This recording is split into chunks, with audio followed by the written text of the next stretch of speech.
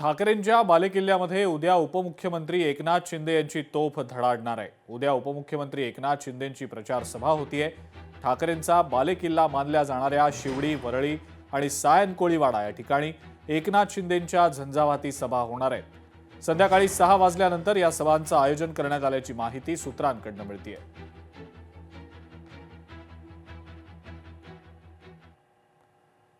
वंचित बहुजन आघाडीचे युवा नेते सुजात आंबेडकर यांच्या सोलापूरमधल्या एका वक्तव्यानं राजकीय वर्तुळात चर्चांना उधाण आलंय। प्रणिती शिंदे लवकरच भाजपत जातील असा दावा सुजात आंबेडकर यांनी केलेला होता। त्यांच्या या दाव्यानंतर खासदार प्रणिती शिंदे यांनी सुद्धा प्रत्युत्तर दिलेलं आहे। आपल्या समोरात रिंगणात कोण आहे? भाजप। आणि दुसऱ्या बाजूला कोण आहे? काँग्रेस नाही, दुसऱ्या बाजूला पण भाजपच आहे। कारण प्रणिती शिंदे या भाजपसाठी काम करतात ते आपल्या सर्वांना माहिती आहे। या निवडणुकीच्याच आधी प्रणिती शिंदे या भाजपमध्ये प्रवेश घेणार होत्या, ऑक्टोबर महिन्यातच घेणार होत्या, बरोबर की नाही? बरोबर, तुमच्यातच ठेवा, बाहेर जाऊन नका सांगू।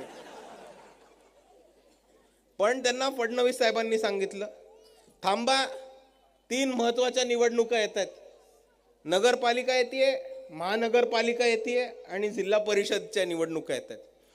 तुम्ही तोपर्यंत काँग्रेसमध्येच थांबा, सेटिंग करून भाजपचे सगळे उमेदवार निवडून आणा आणि मग प्रणितीताई काँग्रेसमधनं भाजपमध्ये प्रवेश घेतील, अशी प्रणितीताईंची आणि फडणवीसांची डील झालेली आहे। आता कोणीतरी काय म्हणत होतं, आता मित्रपक्षांनी तरी भान ठेवावा, ही लढाई आपली सगळ्यांची संविधान जपण्यासाठी लढाई आहे, नाहीतर शत्रू विरोधक आपला फायदा करून घेतील। आणि म्हणून हात जोडून विनंती करते, मी वारंवार सांगितलं माझ्या रक्तात काँग्रेस आहे, काँग्रेसने जरी सांगितलं तरी मी जाऊ शकत नाही, माझ्या रक्तात माझा जीव आणि प्राण मी या संविधानासाठी आणि देशाला द्यायला तयार आहे। आणि म्हणून ह्या पद्धतीची हात जोडून विनंती करते, दिशाभूल करू नका, कारण का ह्याचा फायदा विरोधक कुठेतरी करून घेईल। लोकशाही मराठी ऐका, पहा, जागरूक रहा।